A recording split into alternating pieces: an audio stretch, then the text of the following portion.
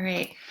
We're going to talk about some experiments that were performed to allow us to understand that the way that DNA builds a new molecule, the replication happens through a semi-conservative model. And we had looked about that. We had looked at that in the last screencast. How complementary base pairing is how replication happens. And so when you open up the DNA, you can add new nucleotides.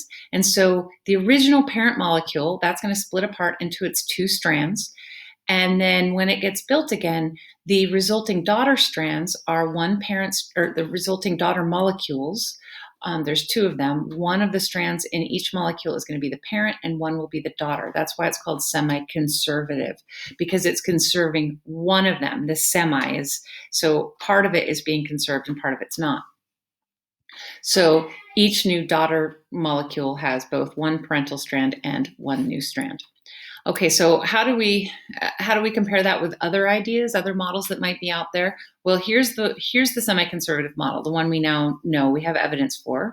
But some ideas that they weren't sure about were the conservative model, where the parental strand, it would separate, but then you get one completely new daughter molecule and one parent molecule, and so it's fully conserved, that parent molecule, where then there's a whole new daughter molecule.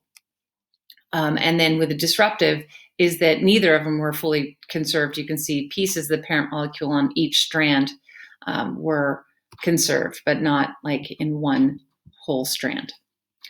So how did we figure out that it's the semi-conservative model? Well, the experiments with Meselson and Stahl, and you need to know this experiment. It's they love to use this as a database question. So if we're looking at, they use bacteria for their replication model, because bacteria can fully replicate its molecule of DNA, which is much shorter than a eukaryotic one. So bacteria can replicate its DNA in about 20 minutes and divide. So we have a bunch of bacteria that we can culture that we know every 20 minutes it's got a new generation. So it goes from one cell to two cells, from two cells to four cells. And Meselson and Stahl took bacteria and they cultured it in a medium that contained a whole bunch of nitrogen-15. And nitrogen-15 is heavy nitrogen. Normally nitrogen is nitrogen-14. It's the normal kind of atomic weight of, or molecular weight of nitrogen. But in this culture, all the nitrogen that was available to the bacteria was nitrogen-15, much heavier. And nitrogen, we know, if you can build a DNA model, is necessary in making DNA because they have all the nitrogenous bases, lots of nitrogen involved in DNA molecules. So whenever the bacteria would replicate, all of the nitrogenous bases, the nitrogen in it would be a heavy nitrogen-15. So they had this whole strain of bacteria that all of its DNA was actually quite heavy because the nitrogen in it was a heavier nitrogen-15. Well, then they took a sample of that bacteria and they transferred it back to a medium that had the lighter nitrogen, nitrogen-14 in it. And then in 20 minutes, right, they took out a sample of the DNA to check after 20 minutes when it replicated. And so they wanted to look at how much the DNA weighed, because if it was all heavy, then, or if it, there was still a bunch of heavy super DNA in it, like super heavy, and then a whole bunch of the light DNA, then it would possibly be the conservative model. So when they pulled that out after it replicated, then if it was the conservative model, then there would be some very just heavy DNA, and then there would be some light DNA. But if it was a semi-conservative model, then it actually would be somewhere in between the two. So they were kind of looking at that being a possibility. So when they took that DNA out after 20 minutes and centrifuged, it turned out that the DNA was kind of this in the middle after the first replication.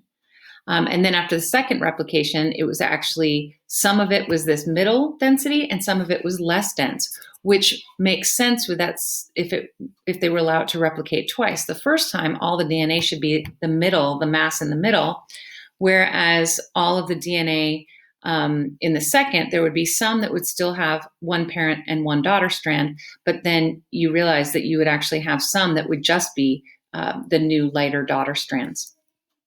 So how did they carry this out? There's a really nice explanation of this in your Biozone worksheet. And so you can pull that out and kind of look at it along the way. But here it's showing you here they grew the E. coli in nitrogen 15. And so then they knew most of the DNA in their generation 0 had only basically heavy nitrogen in it.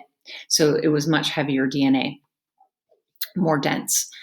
And then they took some of that generation 0, and then they put it into the lighter than nitrogen 14. And then every 20 minutes they would take samples of that DNA, because they know that in 20 minutes there would be a new generation, and in 20 more minutes there would be a new generation. So they took a sample every 20 minutes. And then they put the DNA into a centrifuge. And the centrifuge, what that does is it puts things in order by density. So the most dense particles move to the bottom, okay? And so when you pull out those centrifuge tubes, you can see that the most dense stuff is at the bottom and the lightest stuff is at the top.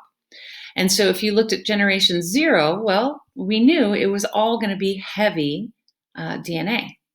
So it was much further down in the centrifuge tube.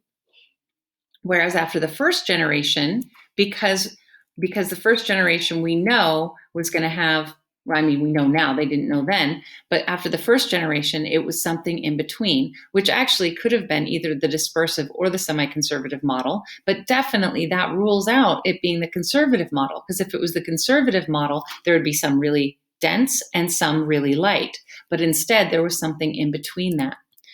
So this after that first generation there, that's what we ended up getting, is something in between. And then, so they weren't sure, is it dispersive or semi-conservative? And then after the next round of replication, they found some that was just light, and then some that was somewhere in between. And because of that, they could rule out the dispersive model, because if it was dispersive, then there would always be a little bit of that heavier DNA in each molecule. But in this case, half the molecules were a mixture, and half the molecules were only light, okay? And so that's how they figured out, and they were able to figure out the masses of them using that centrifuge. You are gonna want to be able to look at models and figure out how they were able to determine it was the semi-conservative model after the first and second replications, okay? So generation 0 we know would only be, heavy. And then after that, what happened, and how could that rule out the other two models, the conservative and the dispersive model? And there's some nice questions also in your Oxford book that would be worth taking a look at and practicing. So this kind of explains their experiment. And then it says the single band of DNA at the start actually had a density of 1.724. Okay, so they actually give you, in this example question, they give you the actual mass. And the main band of DNA after 4 generations had a density of 1.7. So imagine that's the lightest. So this would probably be the heaviest, and this would be the lightest if it's already at 4 generations. And so, you have to be able to explain, how do you get the lower density? Because it's in the nitrogen 14, so it's much lighter. It wants you to estimate the density of the DNA after 1 generation. So you can imagine after 1 generation, it's probably going to be somewhere in between these two masses, okay? And then whether the DNA after 1 generation falsifies any of the 3 possible mechanisms, as we had mentioned in the other 2, okay? And then looking at the results after 2 generations, what would be the density of the DNA molecules, and does that falsify any? So I would test yourself to see if you're comfortable answering these questions to make sure you fully understand the Meselson and Stahl study.